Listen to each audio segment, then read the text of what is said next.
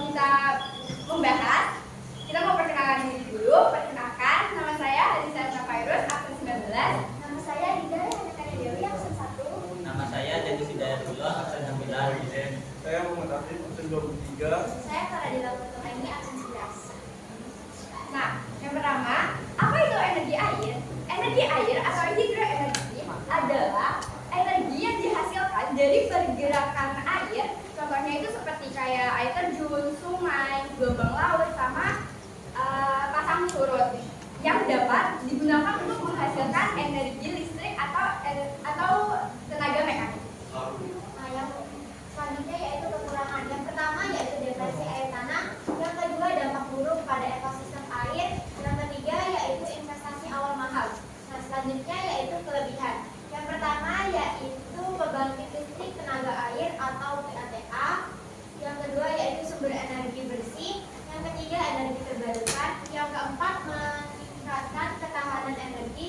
Dan yang kelima yaitu biaya operasional rendah karena air yang digunakan itu adalah air dan itu terdapat di alam, ya, yang artinya gratis.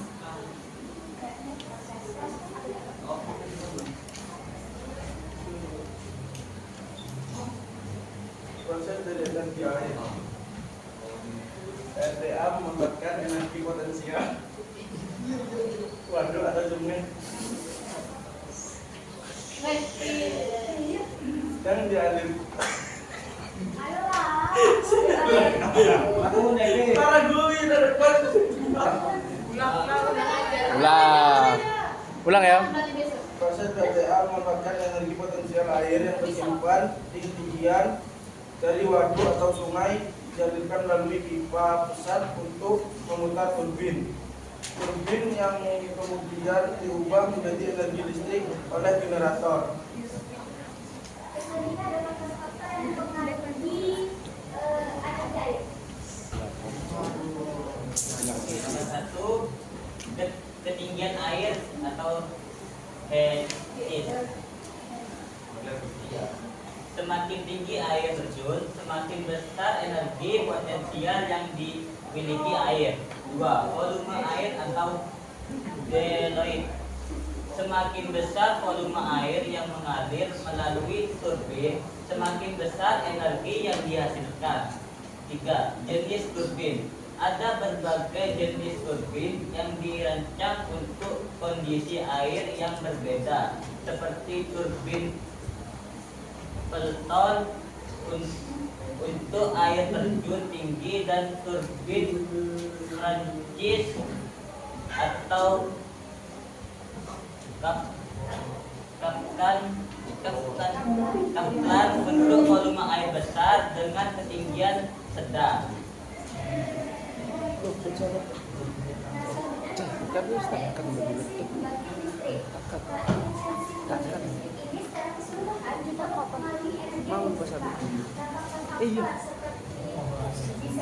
Mau dari lanjut.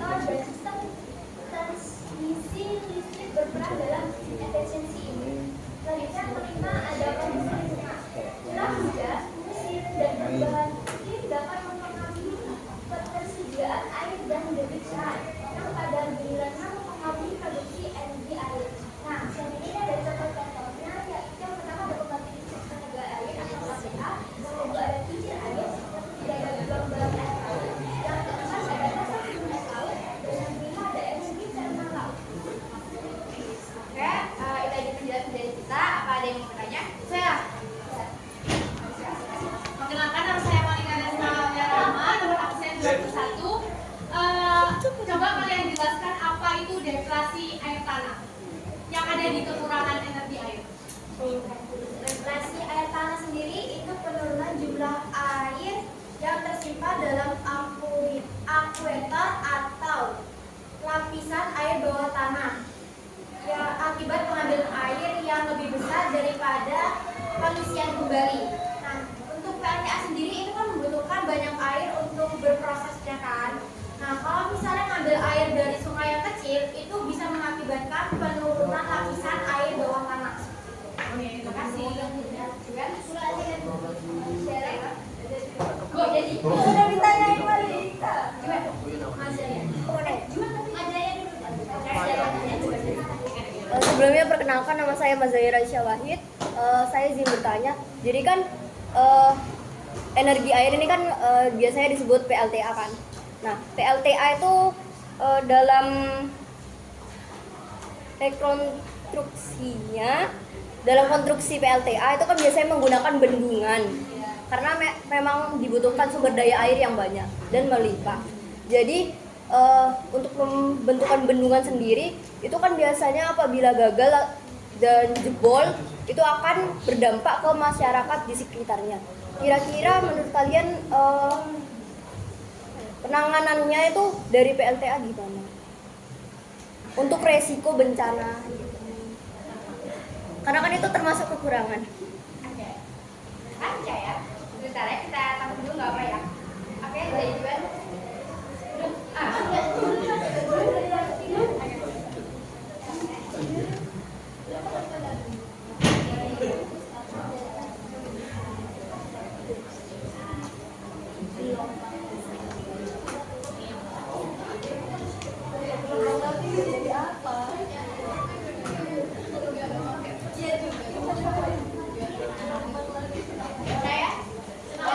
Mungkin kan untuk mencegah terjadinya jebolan di bendungan itu tuh dari PLTA-nya sendiri itu bisa melakukan pengecekan sama perawatan rutin setiap bulannya gitu. Jadi biar pas misalnya udah kayak misalnya bisa dilihat nih kayak kok udah retak gitu ya. Nah itu tuh si PLTA-nya bisa langsung melalui perawatannya atau ya penanganan rutinnya. Jadi biar kayak jebol lebih parah lagi. Berarti harus ada memperhatikan fasilitasnya. Iya. Oke, terima kasih. Ya. Tuh.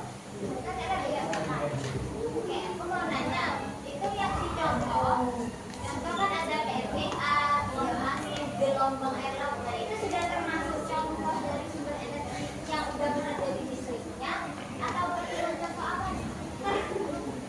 Ini maksudnya tuh kayak gelombang air laut ini jadi apa nanti? Ini ya diubah kan? Iya. Nah, di gelombang air laut ini, jadi itu di laut tuh kayak ada apa ya namanya yang berdiri, tau nggak sih?